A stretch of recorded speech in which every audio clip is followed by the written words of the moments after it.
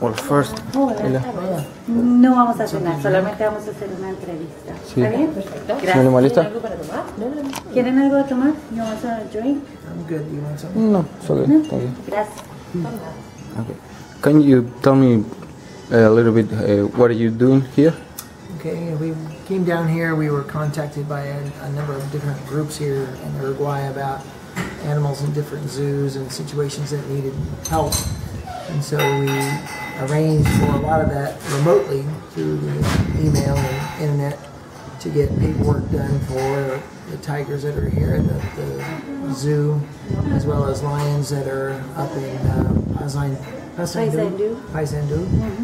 And subsequently we've run into more animals, more lions and other animals, but primarily the two tigers that are here and the two lions that are up north. And so we decided to come down here and see the animals firsthand and evaluate them and get some of the logistics taken care of for taking the animals back. Is it hard? Is it difficult to move an animal from a continent to another one? It's not.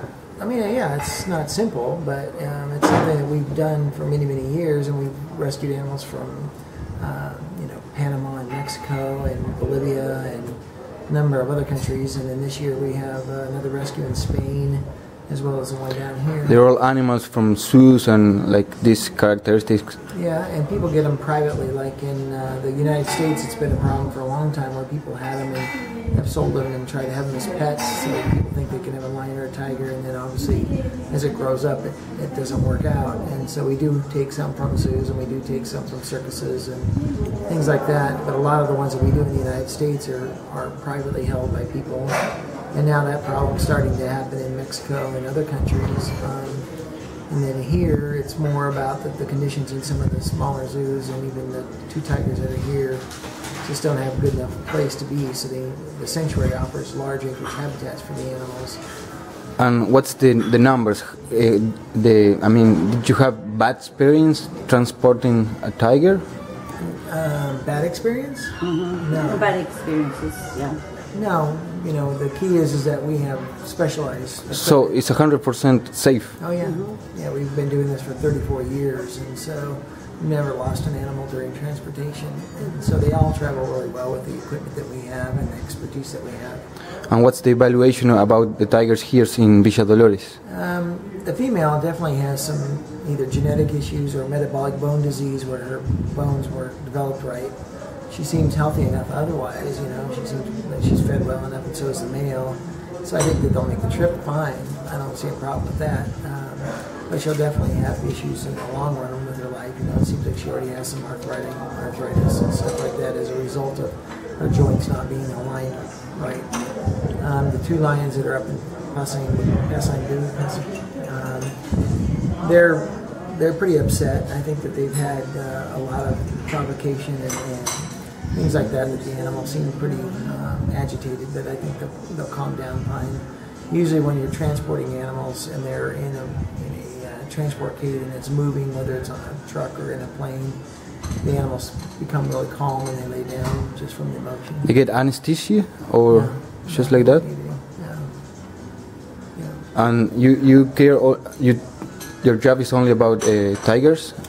No, we do, it's a large carnivore, so we do bears, wolves, lions, tigers, mountain lions, cougars, jaguars, all those animals. So did you get time to think about the other animals in the zoo here, like the giraffe and the hipopótamos? A lot of the animals that are native, like jaguars and cougars or pumas, they want to keep in country because they're a native animal, and there's a chance that the jaguars could help with reproduction to go back to Argentina and other places that do have jaguars. And so really most of the people here realize that lions and tigers don't belong here, they're not native, and that they'd like to see those go to the sanctuary.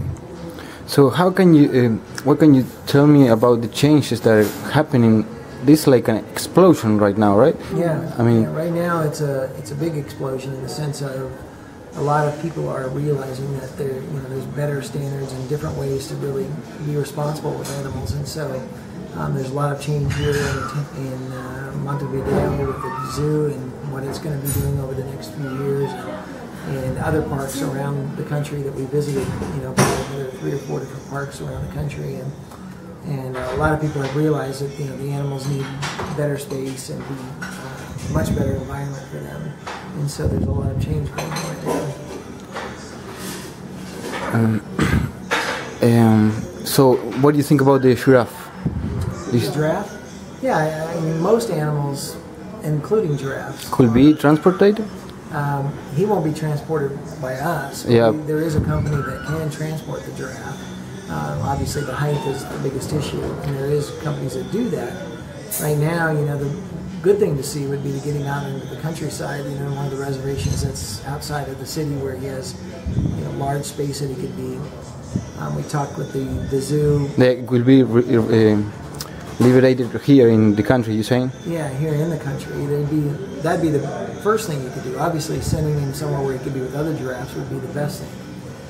Animals like that are very social, and he doesn't have anybody. He's by himself, and he really should be with other giraffes.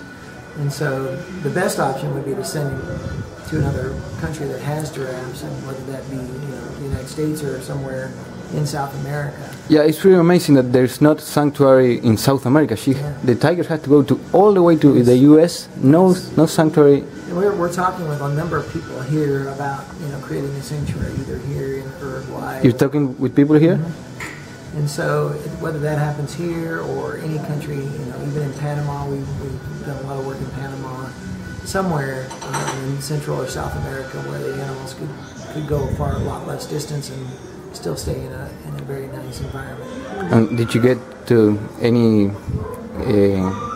negotiation or project, or just talking about? The one. I'm trying to think of it. Edison. Hold on, I'm gonna look at it. Yeah, I might have his card too. Anyway, one of the. So it's gonna be like start talking about making. There's a serious effort to start talking about some of the land that's available outside. Remember the name of the park out there? Juan Echeverría de Animales Sin Hogar. No. It's the other place where it's a connection with the zoo over here in Villa Dolores. Lecoq. Parque Lecoq. Yes. Yeah, transform Lecoq in like sanctuary. Yeah, that's right. Yes. Because there's a lot of land out there that can be used and transform it into more of a sanctuary setting. And did you get a meeting with the administration of the zoo? We met with one of the Eduardo Tavares. politicians that's here, Eduardo, and he's really behind a lot of that thought, and he's talked to a number of people, and it's in its early stages, but that's something that would be very positive if that could be happening here, to where a lot of the animals would have a place to go, get more space, and people would really enjoy seeing them in a real natural space versus what they have now. Eduardo is the director of the zoo, right? Yes. Okay, so yeah, the director of the zoo is not. No, it's not who's No, it's the other one.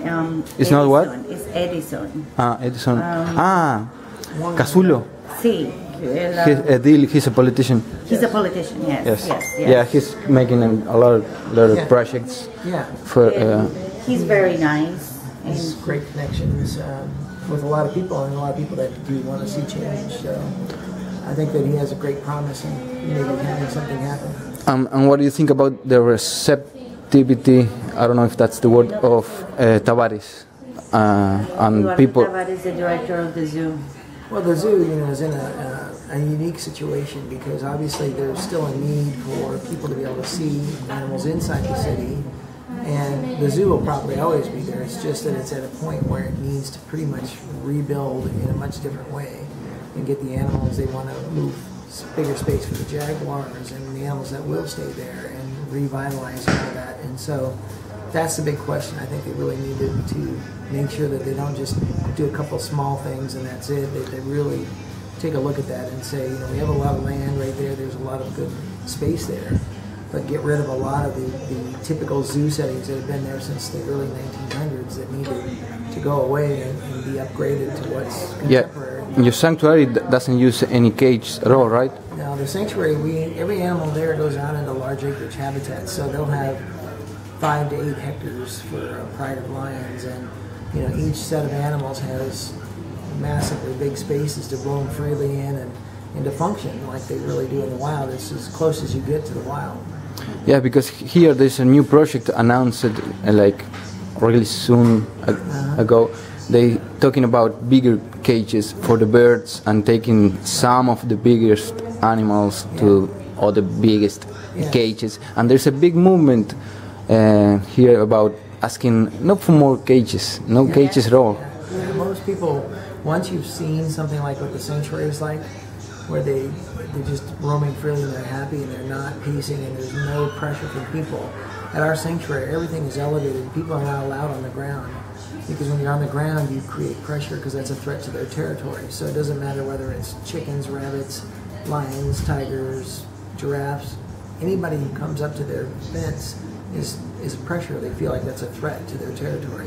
When you're up in the air on a deck or a walkway, they don't consider that to be territory, so they don't feel pressure at all. And it shouldn't be hard to do that kind of sanctuary here. We had so much land. It's not overpopulated. Yeah, it's beautiful. It's open land. You know, it's a very nice environment, and so you've got all the perfect opportunity to do it. You know, what do you think we need to get to that point? Well, I think what you need is at least one, even if it's just one setting for the jaguars or something where it's built to those standards, and then once people see that, they're going to go, oh yeah, that's what we want to see for everything, and then start to work from there. So, you know, coming in and rebuilding everything at once is probably not feasible. So really just trying to do one or two displays where you're like, wow, that's the way it should be, and then you see how happy the animals are, and you're like, okay. And so then the public really appreciates that. And people say, because people tend to only do what they've seen before. You know, they repeat the same mistakes over and over, and until somebody does something different, and then when they see that, they're like, oh, that's what we should be doing. You know? And so it's really, they just need at least one example of how great that can be, and then they would be behind it 100%. And is it really hard, like economic? And is that a problem, or? Well, with the zoo is, you know, is something that the city and the officials care about it. They want to keep it and they want to do something. So they do know it's not going to be easy to do or cheap or whatever. But the main thing is that they're committed, because once people see how good it is and how good it can be, there'll be much more interest than there is today. Right now, you know, we go to the zoo, there's almost no people there. Any of the ones we went to were almost empty. There's only a small interest because people have seen it and they don't particularly like it. And when we were there, most people that were there made comments how they felt bad for the animals. And so once it's been changed, there'll be a great interest, and people would go to see that and they'd be very excited about it. Yeah.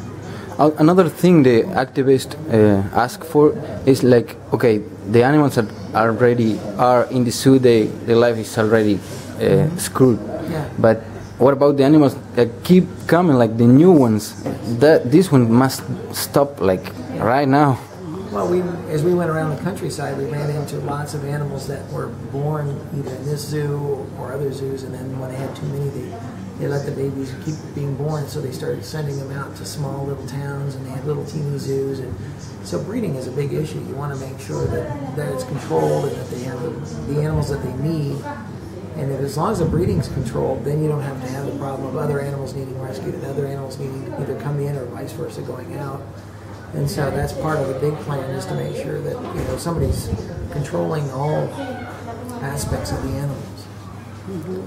Okay, is there anything else you want to say, or maybe with your experience, like some advice to people who's... Well, we're really excited that, you know, people do care enough to have invited us down to try to help these animals, and we do want to help them, and we want to help all the animals, not just the few that we're taking. We've offered to come back and let our expertise help with any sanctuary effort or any refuge effort that needs to go on, or anything at the zoo if they want to redesign something and do it in a much bigger space. And we can build things much cheaper because of the way that we've learned over the years. The materials and things that we use are very strong and very good and less obtrusive to the animals, but yet they're less expensive than the old way that people build zoos and exhibits. So most of the time when a zoo says, oh, we have to refix this, they think of millions of dollars to fix one exhibit.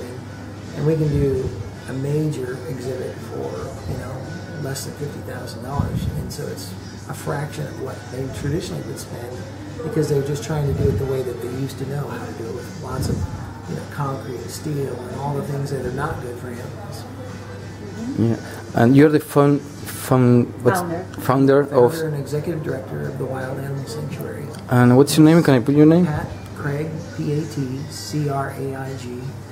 I'm the executive director of the Sanctuary, Wild Animal Sanctuary, and we're the largest sanctuary in the Western Hemisphere, and probably in the world, but at least in the Western Hemisphere. So we've been doing this for 34 years. We have, over 330 large tigers, lions, bears, wolves, leopards, mountain lions. They're all rescued animals that come there, and they live in big open spaces. Thank you very much. Do you want to say something? No, you gotta go. Okay. Thank you very much. Thank you. Yeah, we appreciate your time. Thank you. Thank I'm gonna make a video. I don't know when, but It's okay. probably I'll take some images from the website. Sure. And put it. That's fine. And the guy, the politician is Edison, you're right? Edison Casulo. Yeah. Casulo. Yeah. I want to talk to him because he's making a lot of stuff like Yeah. projects. Yes, he's nice. Yeah. Very nice. He definitely cares and he wants to help. Yeah. Yeah. Okay, Thank you. gracias. Gracias a ustedes. Hasta luego, gracias. Gracias. Gracias.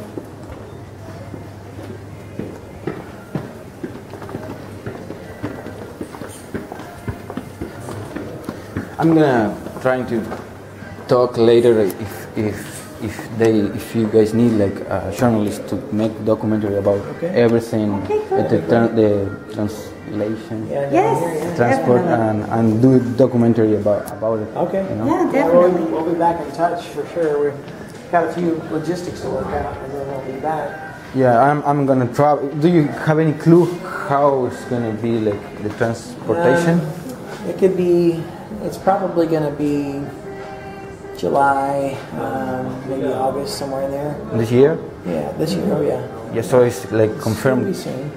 Yeah, we're just trying to decide the direction because there's two paths we can take, either straight to Miami or we can go through Peru on the way up to Denver. And so we're just trying to get the best route, and then once that's set, then we'll get it all going. Nice. Yeah. All right. So It's happening. it's happening. Yeah. Oh, it's definitely happening. It's a big change. I know. Yeah, that was a good one though. It's a good change. Yeah, Yeah. thanks. It was a pleasure to meet you. Thank you. Thank you.